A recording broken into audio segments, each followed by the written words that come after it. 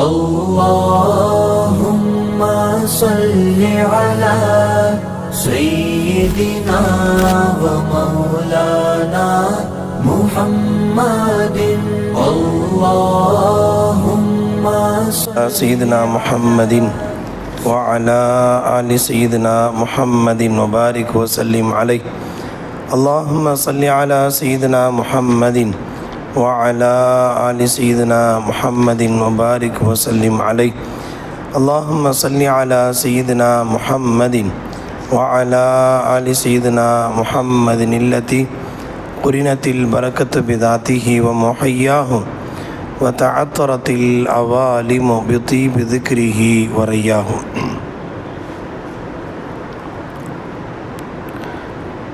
قال الله تعالى في القرآن العظيم والفرقان المجيد: أعوذ بالله من الشيطان الرجيم. بسم الله الرحمن الرحيم.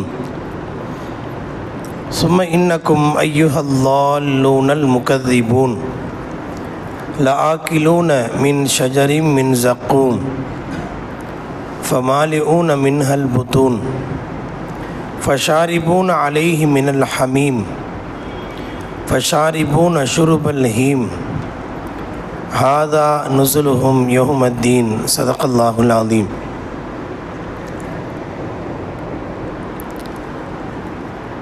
ثم إنكم أيها الضالون المكذبون.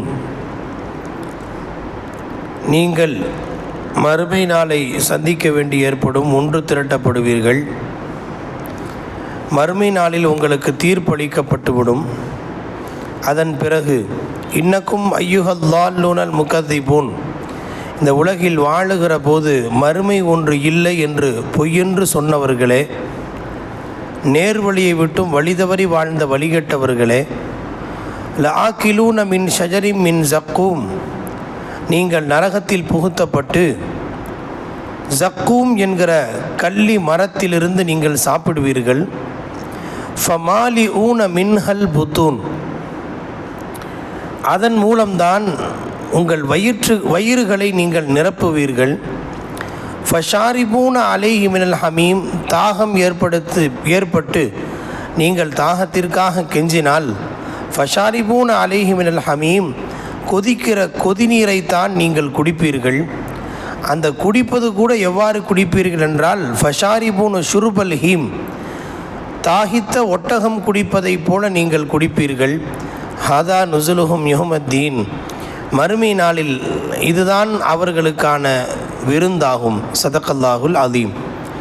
சூரத்துல் வாக்கியாவுடைய 51, 52, 53, 54, 55, 56 ஆகிய 6 வசனங்களுக்கான விரிவுரை. முன்னால் இடது புறத்தார் இடக்கைகளால் நன்மைகளுக்கான தீமைகளுக்கான பட்டோலை வழங்கப்படுகின்ற நபர்கள் நரகத்திற்குரியவர்கள் என்று தீர்ப்பளிக்கப்படும் என்பதோடு அவர்களுக்கு எவ்வாறான தண்டனைகள் வழங்கப்படும் என்பதை பற்றி இதற்கு முன்னுள்ள வசனங்களில் அனல் காற்றில் இருப்பார்கள், கொதிநீரில் இருப்பார்கள், கரும்புகையிலான நிழலிலே இருப்பார்கள். இந்த பாவகாரியங்கள் எந்த பாவத்தின் காரணமாக இந்த குற்றத்திற்கு ஆளானார்கள் என்பதற்கு 3 காரணங்களை சொன்னான். இந்த உலகமே சதம் என்று, உலகமே நிலையானது என்று கருதியவர்களும், அதே போல பெரும்பாவங்களில் நீடித்து நிலையாய் இருந்தவர்களும், மறுமை ஒன்று உண்டு என்பதை பொய்ப்பித்து வாழ்ந்தவர்களும் தான் இந்த பாவத்திற்கு, இந்த தண்டனைக்கு ஆளாகுவார்கள் என்று அல்லாஹ் குறிப்பிட்டான். அதன் பிறகு அல்லாஹ் அந்த ஆயத்தின் தொடர்ச்சியிலே முன்னோர்கள் பின்னோர்கள் எல்லாத்தையும் நம்ம ஒன்று சேர்க்க போகிறோம்னு சொல்லி முடித்தாச்சு. இது 50வது வசனம் வரை. இப்போது அல்லாஹ் கியாம நாள் வந்தால் தீர்ப்பு வழங்கப்படும். நல்லவர்கள் சொர்க்கம் செல்வார்கள், தீயவர்கள் நரகத்தில் இழுத்து செல்லப்படுவார்கள். அவங்க வரமாட்டாங்க, மலக்குகள் பிடித்து இழுப்பார்கள்.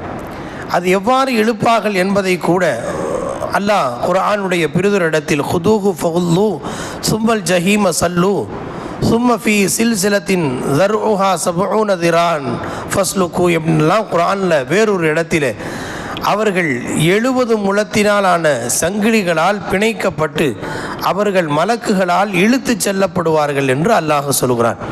அவங்க மலக்குகள் அதற்கென்று நிர்ணயிக்கப்பட்டிருக்கிற நியமிக்கப்பட்டிருக்கிற கடுமையான பிரம்மாண்டமான மலக்குமார்கள் அவர்களை அழைத்து செல்வார்கள், இழுத்து செல்வார்கள். அல்லாஹ் இப்போது அவர்களை சொல்கிறான், நீங்கள் இந்த உலகத்தில் வாழும்போது மறுமை ஒன்று இல்லைன்னு நீங்கள் புறக்கணித்து வாழ்ந்தீங்களே, என்னுடைய வார்த்தையை புறக்கணித்து நேர்வழி தவறி வாழ்ந்தீர்களே, இப்போது உங்களுக்கு நரகத்தில் என்ன உணவு கிடைக்க போகுது தெரியுங்களா அப்படின்னு சொல்லிட்டு அல்லாஹ் அதை பற்றி சொல்கிறான். லஆக்கிலூன மின் ஷஜரி மின் ஸக்கூம், அதாவது நரகவாதிகளுடைய உணவை குறித்து அல்லாஹ் இந்த ஆயத்தில் தொடர்ந்து பேசுகிறான்.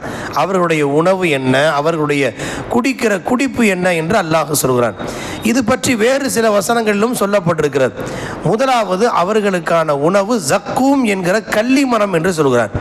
கள்ளிமரம் நம்ம பகுதியில் பார்க்குறதுக்கு வாய்ப்பு இல்லை. அது பாலைவனத்தில் அந்த முள்ளாக முளைச்சிருக்கும் கள்ளி செடி, கள்ளி மரம்.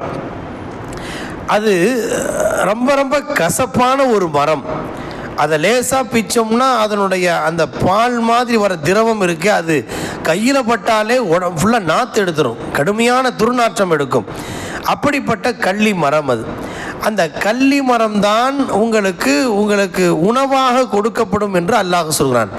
அவங்கள பார்த்தே மறுமையை பொய்ப்பித்தவர்களே, நீங்கள் இதைத்தான் சாப்பிட போகிறீங்க. லஆக்கிலூன மின் ஷஜரி மின் ஸக்கூம் என்று சொல்கிறான். ஹஸரத் இப்னு அப்பாஸ் ரலியல்லாஹு அன்ஹு ஸல்லல்லாஹு அலைஹி வஸல்லம் குறிப்பிட்ட இன்னொரு செய்தியை குறிப்பிடுகிறார்கள். இந்த கள்ளி மரம்னா, இந்த உலகத்தில் கள்ளி மரமே இவ்வளவு கசப்பாக இருக்குது, மறு உலகத்தின் கள்ளி மரம் எவ்வாறு இருக்கும் என்பதை குறித்து இப்னு அப்பாஸ் ரலியல்லாஹு அன்ஹு அவர்கள் தன்னுடைய தஃப்சீரில் தெளிவுபடுத்தி இருக்கிறார்கள். எப்படிப்பட்ட கள்ளி மரம் என்று சொன்னால், அந்த நரகத்தில் இருக்கின்ற ஒரு கள்ளி மரம், அதனுடைய கசப்பு அது பூமியில் ஒரு பகுதியில் லேசாக பட்டுச்சுன்னு சொன்னால், ஒரே ஒரு துளி பட்டது என்று சொன்னால் லஅஃப்ஸதத் தார் துன்யா, இந்த துன்யாவில் இருக்கிற ஒட்டுமொத்த பகுதி அனைத்தும் எல்லாமே வீணாக போயிடும். அப்போ ஒரு சொட்டு கசப்பு, அதனுடைய கசப்பு பூமியில் பட்டாலே பூமியில் இருக்கிற அத்தனை பேருடைய வாழ்க்கையும் வீணாயிடும். அவ்வளவு பிரம்மாண்டமான அந்த கசப்பை அல்லாஹு ஜல்லஷானஹு தஆலா ஒவ்வொரு நேரத்திற்கும் உணவாக வழங்கப்படும் என்பதாக அல்லாஹ் சொல்கிறான். பிரிதொரு இடத்தில் கள்ளி மரம் என்று மட்டும் அல்லாமல் சொல்லாமல் லைஸலஹும் துஆமுன் இல்லா மின் லரீஇ என்று சொல்கிறான். லரீஇ என்று சொன்னால் முள்ளு செடி, முள்ளைத்தான் அப்படியே கரைச்சு அவங்க வாயில ஊற்றப்படும் என்று சொல்கிறான். அது அவருடைய தொண்டை குழியில் காயத்தை ஏற்படுத்தி விழுங்க முடியாமல் திணறுவார்கள் என்றும் கூட அல்லாஹ் அதை பற்றி சொல்லி இருக்கிறான். இப்போ ஒரு மீன் முள் சாப்பிடும்போது யதார்த்தமாக போய் மாட்டிக்குது, அதை நம்ம விழுங்கவும் முடியல, ஒன்றும் செய்ய முடியல, என்ன மாதிரி தடுமாறுறோம். ஒரு மீன் முள்ளு, அதுவும் பெரிய முள்ளாக இருக்காது, கண்ணுக்கு தெரியாமல் ஒரு சின்ன மைனூட்டான ஒரு சின்ன முள்ளு போய் மாட்டிட்டா அது நம்மளை படாத பாடு படுத்திடுது. முள்ளே மரமாக, முள்மரம் லரி என்கிற மரம் அவர்களுக்கு உணவாக அவர்களுக்கு புகட்டப்படும் என்றால் அது என்ன மாதிரி என்பதை கற்பனை கூட செய்து பார்க்க முடியாத ஒரு விஷயம். ஆக இவ்வாறு அல்லாஹ் சொல்கிறான்.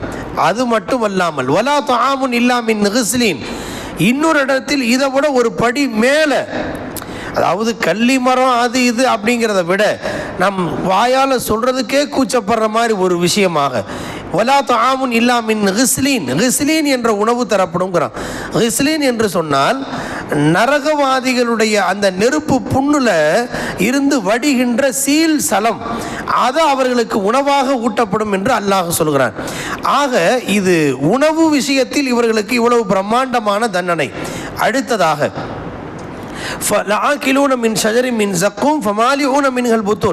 அவங்க பசியினுடைய தாக்கம் தாங்க முடியாம அவர்களுக்காக அதைத்தான் நீ வைத்த நிரப்புவீங்கன்னு அல்லாஹ் சொல்றான். இது உணவு சம்பந்தமா. அடுத்ததாக தண்ணீர் எப்படி குடிப்பாங்க அதையும் அல்லாஹ் சொல்கிறான். ஃபஷாரிபூன அலைஹி மினல் ஹமீம், அவர்கள் கொதிக்கிற தண்ணீரை அவர்களுக்கு நீங்கள் குடிப்பீர்கள். கொதிக்கிற தண்ணீர் என்றால் இந்த உலகத்தினுடைய நெருப்பு வேறு, அங்கே உள்ள நெருப்பு வேறு. அப்போது நம்ம இந்த உலகத்தில் 1000 டிகிரி செல்சியஸில் ஒரு நெருப்பு எரியுதுங்க இரும்பாலையில் நம்ம வீட்டில் எரிகிற குக்கருக்கு சமைக்கிறதுக்கு சோத்துக்கு வைக்கிற நெருப்பு அல்ல. இப்போ அந்த இரும்பாலையில் இரும்பை உருக்குவதற்காக செய்யப்படுகிற அந்த நெருப்பு இருக்கு, ரொம்ப ரொம்ப ஹை வோல்டேஜில் அந்த நெருப்பு எரிஞ்சிட்டு இருக்குது. இப்போ அதை வச்சு தான் அந்த இரும்பை உருக்க முடியும். அந்த உலகத்தில் இருக்கிற இந்த நெருப்பு இருக்கே நரகத்தினுடைய 70% என்று ரசூலுல்லாஹி ஸல்லல்லாஹு அலைஹி சொன்னாங்க. அப்போ அப்படியானால் அந்த நெருப்பு எவ்வாறு இருக்கும் என்பதை நாம் கற்பனை கூட செய்ய முடியாது. இப்போ அந்த நெருப்பில் சுட வைக்கப்பட்டிருக்கிற ஒரு கொதி நீர் என்றால் நெருப்பே எவ்வளவு ஹை டிகிரி செல்சியஸில் இருக்கும், அது அந்த நெருப்புல கொதிக்கப்பட்ட கொதி நீர் என்று சொன்னால் அவங்க தாகம் தாங்காம ஏதாவது எங்களுக்கு ஊத்துங்களே அப்படின்னு சொல்லி கெஞ்சுவாங்க. மலக்குகள் பிடித்து அந்த கொதி நீரை அவர்களுக்கு ஊற்றுவார்கள். ஃபஷாரிபூன அலைஹி மினல் ஹமீம், அந்த கொதிக்கிற தண்ணீரை தான் நீங்கள் குடிப்பீங்கன்னு அல்லாஹ் சொல்கிறான். சொன்னதோடு மட்டுமல்லாமல் அந்த தாகத்தினுடைய வேகம் எவ்வாறு இருக்கும் என்று அல்லாஹ் சொல்கிற போது ஃபஷாரிபூன ஷுருபல் ஹீம், அதாவது ஒட்டகத்துக்கு ஒரு நோய் இருக்குது. ஒட்டகத்தோட அமைப்பு அஃபலா யன்துரூன இலல் இப்லி கைஃப குலிகத்னு சொல்கிறான் அல்லாஹ். ஒட்டகம் பாலைவனத்தில் வசிக்கிற ஒரு பிராணி. பாலைவனத்தில் நினச்ச இடத்துலலாம் கிணறோ குளமோ ஏரிலாம் இருக்காது. எங்கேயாவது ஆங்காங்கே தண்ணி இருக்கும் பாருங்க. அந்த தண்ணீரை பாலைவன கப்பல் அல்லவா, அது என்ன செய்யும், ஒரு தடவை தண்ணி குடித்தா 7 நாளைக்கு 8 நாளைக்கு ஸ்டோரேஜ் பண்ணிக்க வயிற்றுல. அந்த மாதிரி அமைப்பு கொண்ட ஒரு பிராணி தான் ஒட்டகம்.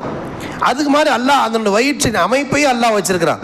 சமயங்களில் அரபுகள் பயணங்களில் போகும்போது கடுமையான பசி எங்கேயும் தண்ணி இல்லைன்னா ஒட்டகத்தை அறுத்து அந்த வயிற்றில் இருக்கிற பையத்தை எடுத்து தண்ணியை குடிச்சுக்குவாங்க. அப்போ அவ்வளவு ஸ்டோரேஜ் பண்ணுற மாதிரி ஒரு டேங்க் அல்லாஹ் ஒட்டகத்துக்கு அல்லாஹ் வச்சிருக்கிறான். அப்போ இப்படிப்பட்ட ஒரு பிராணி தண்ணி குடித்தா ஓவர்லோடு எடுத்து தண்ணி குடிக்கும். அந்த மாதிரி ஒரு பிராணி ஒட்டகம். இப்போ அதுக்கு ஒரு நோய் வருமா, அந்த நோய் தாகம் தான், கடுமையான தாகம், தாக்கு பிடிக்க முடியாது, எவ்வளவு தண்ணி குடித்தாலும் தாங்காது. அப்போ அந்த தாகத்தினுடைய நோய் தான் ஹீம்னு சொல்கிறது. அந்த நோய் வந்துடுச்சுன்னு சொன்னால் என்ன ஆகும், தாகத்தில் தண்ணியை குடிச்சு கடைசியில் மூத்தா போயிடுமா. இப்போ அல்லாஹு ஜல்ல ஷானஹு தஆலா அதை உதாரணப்படுத்துகிறான். அரபுலக மக்களுக்கு ஒட்டகம்னா சட்டுன்னு புரியுங்கிறனால அவர்களை மையமாக வைத்து அல்லாஹ் ஒரு உதாரணத்தை அல்லாஹ் சொல்ல ஃபஷாரிபூன ஷுருபல் ஹீம், அப்படி ஒட்டகத்தினுடைய தாகித்த ஒட்டகம் குடிக்கிற மாதிரி நீங்கள் குடிப்பீங்க. இன்னும் அந்த கொதிக்கிற தண்ணி உள்ளே போய் பக்கத்தை ஆகும், அந்த குடலை சுண்டாக்கும்னு அல்லாஹ் சொல்கிறான். அப்படி இருந்தாலும் இன்னொன்னு கேட்பாங்க.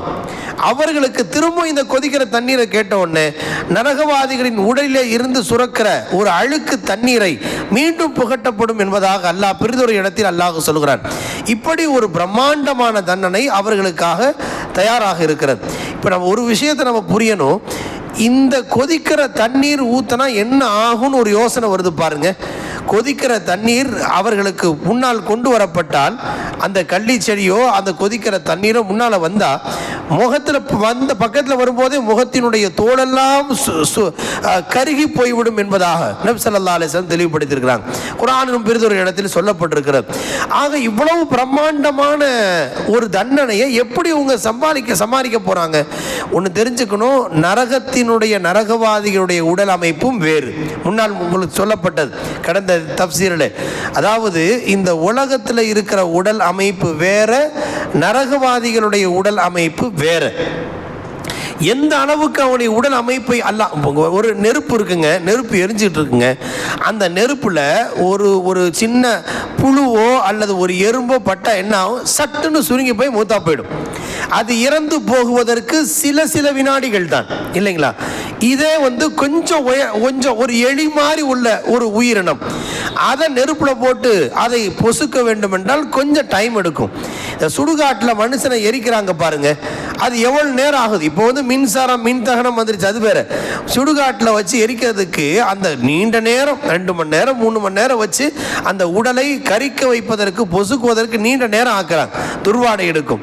அப்போ உடல் அமைப்பு பெருசாக அது கரிந்து போகுவதும் தண்டனையும் கடுமையாக இருக்கும். அப்போ அல்லாஹு ஜல்ல ஷானஹு தஆலா நரகவாதிகளுடைய உடல் அமைப்பு எப்படி மாறும் என்று நபி ஸல்லல்லாஹு அலைஹி வஸல்லம் வாயால சொல்ல வச்சான்னு சொன்னா, கேட்டாலே பகீர் என்று ஒரு விதமான அதிர்ச்சியை உண்டாக்குகிற ஒரு செய்தியாய் நரகவாதிகளுடைய ஒரு பல்லு உஹது மலை அளவுக்கு இருக்குன்னு சொன்னாங்க. மிஸ்லு ஜபலில் உஹத், ஒரு திர்சுஹு மிஸ்லு ஜபலில் உஹத். அவங்க நரகவாதிகளுடைய ஒவ்வொரு பல்லும் உஹது மலை அளவுக்கு. அவர்கள் அழுதால் அந்த அழுகையிலே ஒரு படகு ஓட்டலாம், அந்த மாதிரி ஒரு கடுமையான உடல் அமைப்பு. எப்போ சொர்க்கவாசிகளுக்கே அல்லாஹ் அவருடைய உடம்பை அல்லாஹ் ஆதம் அலைஹிஸ்ஸலாம் உயரத்துக்கு ஆக்கிடுறான். 60 அடி உயரம், 7 அடி அகலத்தில் இருப்பாங்க என்று ஹதீஸில் சொல்லப்பட்டிருக்கிறது. அப்போ சொர்க்கவாசிகளுக்கு மாதிரி நரகவாதிகளுடைய உடலும் தண்டிக்கப்படுகிற போது அதுவும் அவ்வாறு ஆக்கப்பட்டு விடும். இந்த எல்லையில் தான் அவர்களுக்கான தண்டனை என்பது பல கோணங்களில் நடைபெறும் என்பதாக ரசூலுல்லாஹி ஸல்லல்லாஹு அலைஹி வஸல்லம் சொன்னாங்க. இப்போது அவர்களுக்கான அந்த தண்டனைகள் ஒவ்வொன்றாய் அது உணவாக இருக்கலாம், குடிப்பாக இருக்கலாம், அல்லது அவர்களுக்கான வெப்பத்தின் உஷ்ணமாக இருக்கலாம். ஒவ்வொன்றும் பல கோணங்களில் அவர்கள் தடுமாறுவார்கள், அவர்கள் கதறுவார்கள், அதற்கு பதில் சொல்லப்பட முடியாமல் தவிப்பார்கள் என்பதெல்லாம் ஒரு நீண்ட விஷயம். ஆக மொத்தத்தில் அல்லாஹ் ஏன் இதெல்லாம் இவ்வளவு தூரம் சொல்றான்? இவ்வளவு பெரிய கடுமையான நெருப்பு என்று சொல்லி நபி ஸல்லல்லாஹு அலைஹி சொன்னாங்க, ஒரு நெருப்பை 1000 வருஷம் எரிய வச்சா சிவப்பு, அடுத்த ஒரு 1000 வருஷம் எரிய வச்சா அது வெள்ளை, அதுக்கடுத்து ஒரு 1000 வருஷம் எரிய வச்ச நெருப்பு கரும்புகை. இந்த கரும்பையான நெருப்பு தான் நரகத்தில் இருக்கும். அதை சொல்லிட்டு நெருப்பு எரியணும்னா அதுக்கு எரிபொருள் தேவையா இல்லையா? எரிபொருள் இல்லாமல் எந்த பொருளும் எரியாது. இப்போ வேண்டாம் பெட்ரோலாக இருக்கலாம், அதாக இருக்கலாம். ஒரு காலத்தில் நம்ம எரிபொருள் என்பது விறகு தான், விறகு வச்சு தான் எரிப்போம். அப்போ அல்லாஹு ஜல்ல ஷானஹு தஆலா அதையும் சொல்கிறான், வகூது ஹன்னாசு வல் ஹிஜாரா. நரகத்தினுடைய எரிபொருள் விறகு எது அப்படின்னு சொன்னா அது கற்களும் மனிதர்களும் தான் என்று மனிதர்களையே விறகா மாத்திடுவான். அல்லாஹ் நம்மை அந்த நிலையிலிருந்து காப்பாற்றுவானாக. ஆக இவ்வளவு பிரம்மாண்டமான தண்டனையை ஏன் அல்லாஹ் இவ்வளவு தூரம் விலாவாரியா விவரித்து சொல்லணும்? சொல்ல வேண்டிய காரணம் என்ன? இவ்வளவு பெரிய ஆபத்து உங்களுக்கு காத்துக்கிட்டு இருக்கு, தயவு செஞ்சு அந்த தப்பை நீங்க செஞ்சிடாதீங்க என்று நம்மை எச்சரிக்கும் முகமாகத்தான் அல்லாஹ் சொல்கிறான். அல்லாஹ்வின் அன்பை வெளிப்படுத்துகிற விஷயம் தானே தவிர அது அல்லாஹ் தண்டனையை வெளிப்படுத்துகிறான் என்பது தண்டனையை குறிக்கிற விஷயம் அல்ல. எல்லா இடத்திலையும் அல்லாஹ் வேதனையை முதன்மைப்படுத்தி சொல்லவே இல்லை. நப்பி இபாதி அன்னி அனல் கஃபூருர் ரஹீம், என் அடியார்களுக்கு நீங்க சொல்லுங்க நான் மன்னிக்கிறவன் கருணை காட்டுறவன்னு சொல்லுங்க. அதாபி ஹுவல் அதாபுல் அலீம், என்னுடைய வேதனையும் நோவினை தருகிற வேதனைன்னு அல்லாஹ் சொல்றான். இப்போ இந்த விஷயத்தை சொல்லும் போது வேதனையை முதல்ல சொல்லாம தன்னுடைய ரஹமத்தை தான் முதல்ல சொல்றான். மன்னிக்க கூடியவன் என்று அல்லாஹ் முதன்மைப்படுத்தி சொல்றான். இதை ஏன் அல்லாஹ் இவ்வளவு தூரம் சொல்றான்னா, தன்னுடைய ரஹமத் மிகைத்து இருக்கிறது, என் கோபத்தை விட ரஹமத் மிகைத்து இருக்கிறது. இருந்தாலும் அல்லாஹ் என்ன மன்னிச்சிருவான், அவன் அங்க போய் பார்த்துக்கலாம் அப்படிங்கிற தைரியத்தில் இருந்துடக்கூடாது என்பதற்காகத்தான் குர்ஆன் திரும்ப திரும்ப இந்த விஷயங்களை பல இடங்களில் பலவாறாக சொல்லுகிறது. சின்ன ஒரு நாம நினைக்கலாம் நம்ம நிறைய நன்மை தானே செஞ்சிருக்கிறோம், அதனால நம்ம எப்படியும் காப்பாற்றப்பட்டு விடுவோம் என்கிற தைரியத்தில் இருக்க முடியாது. நிறைய அமல் செஞ்சிருப்பாங்க, சின்ன விஷயத்தில் அல்லாஹ் பிடிச்சிடலாம். ஒரு நபர் ஒரு போர் நடந்து முடிஞ்சிருந்துச்சு, அந்த போருக்கான கனிமத் பொருள்னு சொல்லுவாங்க. போர் முடித்த உடனே தளவாட பொருள்கள், ஆடைகள், விட்டு சென்ற ஒட்டகங்கள், குதிரைகள் எல்லாத்தையும் பிரிப்பாங்க. கனிமத் பொருள்னு சொல்றது போர்வைகள், கவசங்கள் எல்லாத்தையும் வச்சிருப்பாங்க. இதெல்லாம் பொது பொருள். இப்போ அதை ஸல்லல்லாஹு அலைஹி வஸல்லம் எல்லாருக்கும் நீங்க கவசத்தை எடுத்துக்கங்க, நீங்க இதை எடுத்துக்கங்க, நீங்க அந்த போர்வை எடுத்துக்கங்க, நீங்க அந்த குதிரை எடுத்துக்கங்கன்னு பிரித்து கொடுப்பாங்க. இப்படி பிரித்து கொடுக்க வேண்டிய ஒரு பொருள் இருந்துச்சு. அதுல ஒருத்தர் என்ன செஞ்சார்னா, ரசூல் ஸல்லல்லாஹு அலைஹி வஸல்லம் தெரியாம, மக்களுக்கு தெரியாம எப்படி எனக்கு கொடுக்கத்தானே போறாங்க, அவர் நினைச்சது என்னன்னா எப்படியும் நமக்கு கிடைக்கத்தானே போகுது அப்படிங்கிற தைரியத்தில் அங்க அதுல இருந்து ஒரு போர்வை எடுத்துட்டார். பொது சொத்து அது, இன்னும் பிரிக்கப்படவில்லை. அதுல இருந்து ஒரு போர்வை எடுத்துட்டார். எடுத்துட்டவர் அதோட அந்த போரிலும் கலந்து கொண்டார். போரில் கலந்து கொண்டு ஷஹீத் ஆகுதல் என்பது ஒரு சாதாரண விஷயம் அல்ல. அதுக்கு எவ்வளோ பெரிய அந்தஸ்து அல்லாஹ் ஷஹீதுகளுக்கு அல்லாஹ் வச்சிருக்கிறான். அப்போ ஷஹீத் ஆயிட்டார். அப்போ மற்றவங்களாம் சொன்னாங்க சொர்க்கவாதி ஷஹீத் ஆயிட்டார் அப்படின்னு. இல்லை, இன்னஹு மின் அஹ்லின் நார், அவர் நரகவாதின்னாங்க. அல்லாஹு அக்பர்! எவ்வளோ பெரிய உயிரை கொடுத்து தியாகம் செய்கிறது எவ்வளோ பெரிய விஷயம் அது. அப்படி உயிர் தியாகம் செஞ்சவரை பார்த்து நரகவாதின்னு சொன்னாங்க. அது காரணம் சொன்னாங்க, ஃபீ புருதத்தின் கல்லஹா சொன்னாங்க, இவர் புறப்படுறதுக்கு முன்னால் ஒரு பெரிய மோசடி பண்ணிட்டார். பொது பொருளில் இருந்து ஒரு போர்வையை தான் எடுத்தார், பெருசாக ஒன்று எடுக்கல. என்ன ஒரு சின்ன போர்வைக்கலாம் அப்படின்னு நம்ம நினைக்க முடியாது. அப்போ ஒரு பொது சொத்தில இருந்து ஒரு போர்வை எடுத்தார் அல்லவா, அவர் நரகத்திற்குரியவராகிவிட்டார் என்றார்கள் ஸல்லல்லாஹு அலைஹி வஸல்லம். சஹீஹான் ஹதீஸ், புகாரி முஸ்லிம் உள்ளிட்ட நூல்களில் இடம்பெற்றிருக்கிற செய்தி. ஆக நரகவாதிகளுக்கான வேதனை குறித்து பல விஷயங்கள், என்னென்ன கோணத்தில் அவர்களுக்கான தண்டனை என்றெல்லாம் நபி ஸல்லல்லாஹு அலைஹி வஸல்லம் மேராஜுக்கு போயிட்டு வந்து பார்த்துட்டு வந்து சொன்ன செய்திகளை வார்த்தைகளால் விவரிக்கவே முடியாது. சஹாபாக்கள் துடிச்சு போயிட்டாங்க. எந்த அளவுக்கு என்றால், நாம் அவர் சில சஹாபாக்கள் எந்த மாதிரி வார்த்தைகளை உச்சரிக்க தொடங்கிட்டாங்கன்னா, ஹஜ்ரத் அபூபக்கர் சித்திக் ரலியல்லாஹு, அதாவது சொர்க்கமும் நரகமும் யாருக்கு? மனுஷனுக்கு மட்டும்தானே. ஆடுக்கோ மாடுக்கோ கால்நடைக்கோ மரம் செடி கொடிகளுக்கு அதெல்லாம் கிடையாது. அவங்க இந்த உலகத்தில் வாழ்ந்து விதையா வளர்ந்து மறந்து வாழ்ந்து அது பழங்களை கொடுத்துட்டு அதோடு முடிஞ்சு போயிடும். ஆடு மாடு ஒட்டகை கால்நடைகள் எல்லாம் அது வாழும் சாப்பிடும், அப்புறம் ஒரு குறிப்பிட்ட காலத்துக்கு பிறந்தனா அதோடு முடிஞ்சு போச்சு. மனிதர்கள் அப்படி அல்ல.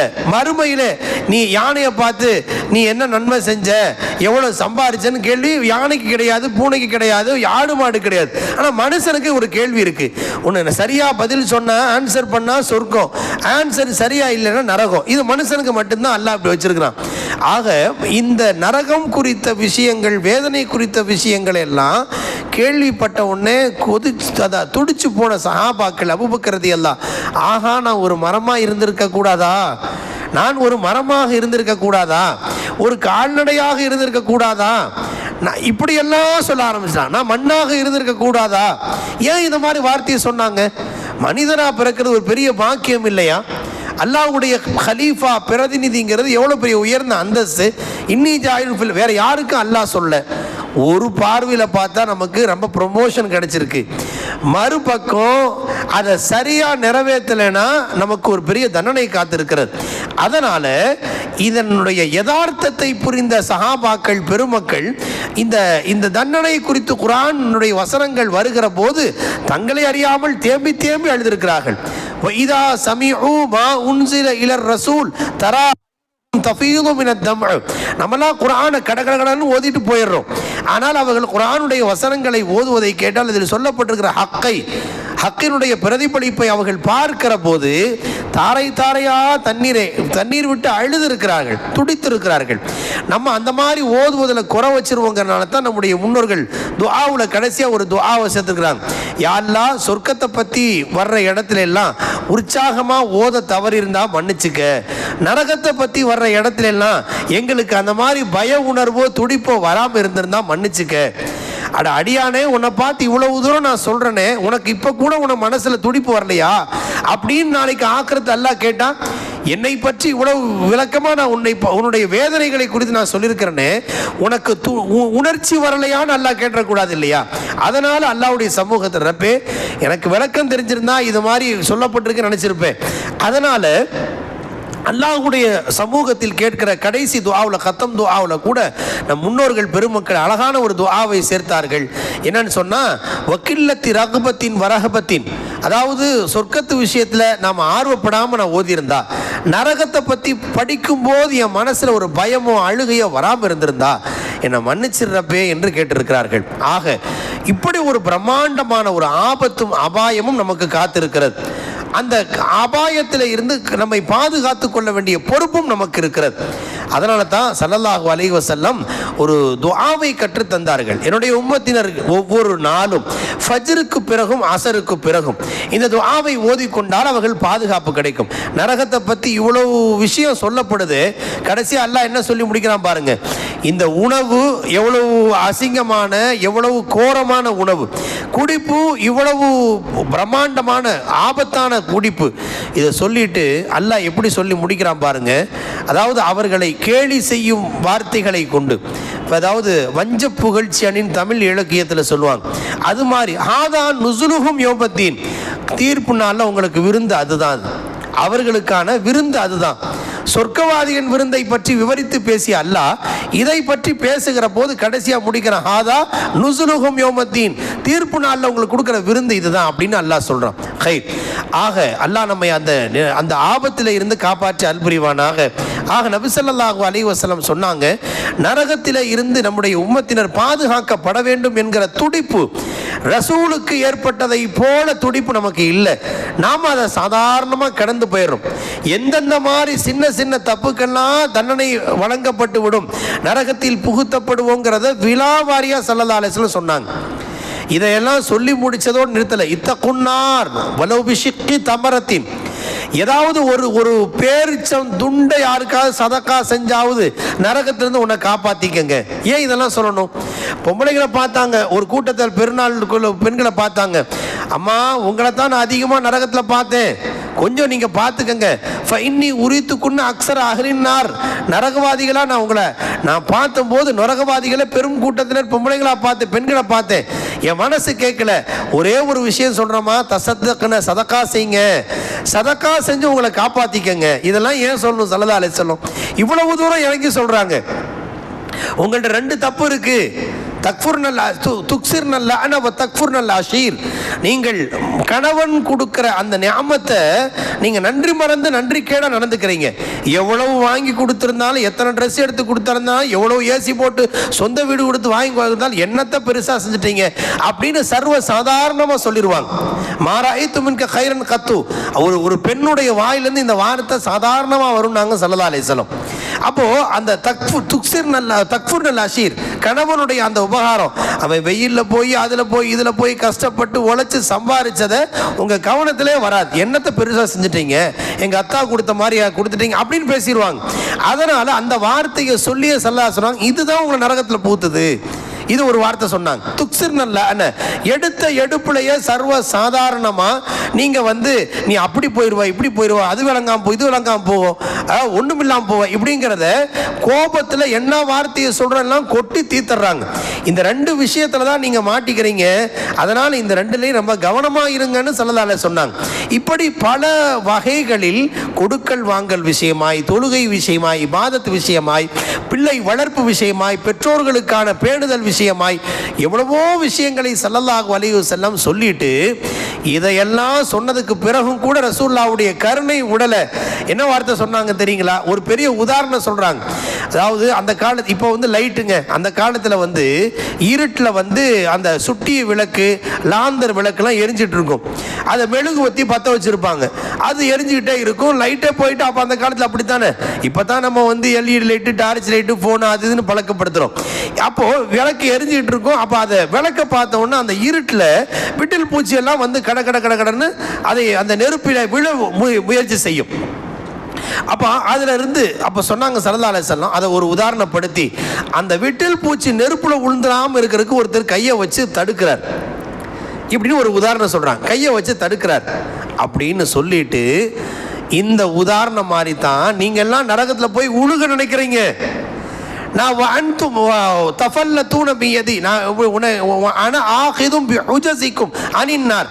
உங்க இடுப்பை பிடிச்சு நான் இழுக்கிறேன் நாங்க ஸல்லல்லாஹு அலைஹி வஸல்லம். என்ன வார்த்தை பாருங்க. நீங்க விழுந்துடக்கூடாது, ஆஹா முஹம்மது ரசூலுல்லாஹ் ஈமான் கொண்டுட்டீங்களே, உங்களை காப்பாற்ற வேண்டிய பொறுப்பு எனக்கு இருக்கு. உங்க இடுப்பை பிடிச்சு நான் இழுக்கிறேன், நான் உங்களை கட்டி அணைச்சு நீங்க விழாம காப்பாத்திக்கிட்டு இருக்கிறேன். ஆனா ஸல்லல்லாஹு அலைஹி சொல்றாங்க, வஅன்தும் தஃபல்லதூன மின் யதி, என் கையினுடைய பிடியை தளர்த்திக்கிட்டு போய் நீ உழுகுறீங்க. என்ன நியாயம்? இப்படிலாம் ஸல்லல்லாஹு அலைஹி சொன்னாங்க. அப்ப ரசூலுடைய கருணையின் வெளிப்பாடாகத்தான் நாம் காப்பாற்றப்பட்டு கொண்டிருக்கிறோம், காப்பாற்றப்பட இருக்கிறோம். அல்லாஹ் நமக்கு அந்த தௌஃபீக்கை தருவானாக. அப்படி இருக்கும்போது ஸல்லல்லாஹு அலைஹி வஸல்லம் இருந்தாலும் அவரவர் தரப்பில் இருந்து இந்த வேதனையிலிருந்து பாதுகாக்கப்படுவதற்கு ஒரு துஆவை கற்றுத் தந்தார்கள். அது துஆ தான். ஸல்லல்லாஹு அலைஹி சொன்னாங்க, ஒவ்வொரு நாள் ஃபஜ்ர் தொழுகைக்கு பிறகும், ஒவ்வொரு நாள் மக்ரிப் தொழுகைக்கு பிறகும், அல்லாஹும்ம அஜிர்னி அல்லது அஜிர்னா, அல்லாஹும்ம அஜிர்னா மினன்னார், அல்லாஹும்ம அஜிர்னா மினன்னார் 7 தடவை. இதன் பொருள் என்ன? யா அல்லாஹ் எங்களை நரகத்திலிருந்து எங்களை பாதுகாப்பாயாக அப்படின்னு அர்த்தம். இதை 7 தடவை ஓதிட்டீங்கன்னு சொன்னா, யாருக்கு எப்போது மரணம் வரும் என்று தெரியாது. வீடோ என் தேகம் வீழ்வதுதான் வீதிகளோ, காடோ செடியோ நான் அறியன் ரஹ்மானின் படிக்கிறாங்க கொடுங்குடி அப்பா. வீட்டிலிருந்து புறப்படும் போது நம்ம வீட்டுக்கு நம்ம சலாமத்தா வந்து சேருவோம் யாரும் நினைச்சு போகிறது இல்லை. திடீர்னு பார்த்தா தகவல் மௌத்துடைய தகவல்கள் சர்வ சாதாரணமாக வருது. எங்க மார்க்கெட்டு தாங்க போனார், சந்தைக்கு தாங்க போனாருங்க, பார்த்தா திடீர்னு டெட் பாடியை கொண்டு வந்து ஆம்புலன்ஸில் கொண்டு வந்து வீட்டில் இறக்குறாங்க. எத்தனை நடக்கிறது நம்முடைய வாழ்க்கையில், பலருடைய வாழ்க்கையில் நாம் பார்க்கிறோமா இல்லையா? மரண செய்திகள் பரவலாக ஆகிவிட்டது. அதனால் ஒரு நாள் தினமும் ஃபஜ்ர் தொழுது முடித்த கையோட அஸ்ஸலாமு அலைக்கும் அஸ்ஸலாமு அலைக்கும்னு சொல்லி முடித்த உடனே அல்லாஹும்ம அஜிர்னா மினன்னார், அல்லாஹும்ம அஜிர்னா மினன்னார் 7 தடவை ஓதிட்டோம்னு சொன்னால் ஒரு கால் ஒரு வேளை அல்லாஹ் நமக்கு அந்த மக்ரிப் தொழுகைக்கு முன்னால், சூரியன் மறைவதற்கு முன்னால் நமக்கு மரணம் நிர்ணயிக்கப்பட்டிருந்தால் அந்த துஆ ஓதன பரக்கத்தில் நரகத்திலிருந்து பாதுகாப்பு கிடைச்சிருந்தாங்க ஸல்லல்லாஹு அலைஹி வஸல்லம். எவ்வளவு கேரண்டியான வார்த்தை பாருங்க, எவ்வளவு கேரண்டியான வார்த்தை. அப்போ அதே மாதிரி இன்னொரு வார்த்தையை சொன்னாங்க ஸல்லல்லாஹு அலைஹி வஸல்லம். யார் மக்ரிப் தொழுதுட்டு ஓதிட்டார், மக்ரிப் தொழுது முடிச்சு சலாம் கொடுத்து முடிச்சோன்னு அல்லாஹும்ம அஜிர்னா மினன்னார் ஓதிட்டா, 7 தடவை ஓதிட்டா, மறுநாள் ஃபஜ்ர் உதயமாகுவதற்கு முன்பாகவே ஒரு கால் தூக்கத்திலே மௌத்தா போயிட்டார் அல்லது இரவு மௌத்தா போயிட்டார்னு வைங்க. அப்போ அவர் அந்த துஆவை ஓதியதன் பரக்கத்தினால் மறுநாள் ஃபஜ்ருக்கு முன்பாகவே அவருக்கு மரணம் சம்பவிக்குமானால் அவர் நரகத்தில் இருந்து விடுதலை பெற்று விட்டார் என்று ரசூலுல்லாஹி ஸல்லல்லாஹு அலைஹி வஸல்லம் சொன்னாங்க. இந்த ஆயத்திற்கு ஞானவான்கள் வேறு சில விளக்கங்களை சொன்னாங்க. முர்ஷிதனா சொன்னாங்க, அஜிர்னா மினன்னார், அல்லாஹும் அஜிர்னா மினன்னார், யா அல்லாஹ் நரகத்திலிருந்து பாதுகாப்புன்னு அந்த அர்த்தத்திலையும் ஓதுறதோட இன்னொரு கருத்தும் இதில் மறைந்து இருக்கிறது என்று ஞானவான்கள் சொல்றாங்க. என்ன அப்படின்னு சொன்னா, அல்லாஹும் அஜிர்னா மினன்னார், யா அல்லாஹ் என்னை நரகத்திலிருந்து என்னை காப்பாத்து அப்படின்னா, எந்த செயல் நம்மை நரகத்தில் புகுத்துமோ அந்த செயலில் ஈடுபடாமல் அல்லாஹ் நம்மளை காப்பாற்றுவான். எந்த பாவ காரியம், எந்த காரியத்தை செய்தால் நம்மை நரகத்திற்கு இழுத்து செல்லுமோ அது போன்ற பாவ காரியத்தில் ஈடுபடாம அல்லாஹ் அன்னைக்கு ஃபுல்லா பாதுகாத்துருவான்.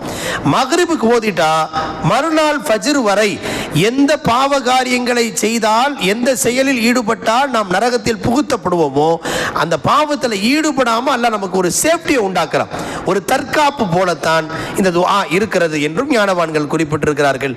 அல்லாஹு ஜல்ல ஷானஹு தஆலா இந்த ஆயத்தில் குறிப்பிடப்பட்டிருக்கிற நரகத்தினுடைய வேதனைகள் குறித்தும் தண்டனைகள் குறித்தும் என்ன எச்சரிக்கைகளை அல்லாஹ் தெரிவுபடுத்தி இருக்கிறானோ அந்த ஆபத்தில் இருந்து நம்மையும் நம் முன்னோர்களையும் நம் பின்னோர்களையும் அல்லாஹ் பாதுகாத்து அருள் புரிவானாக.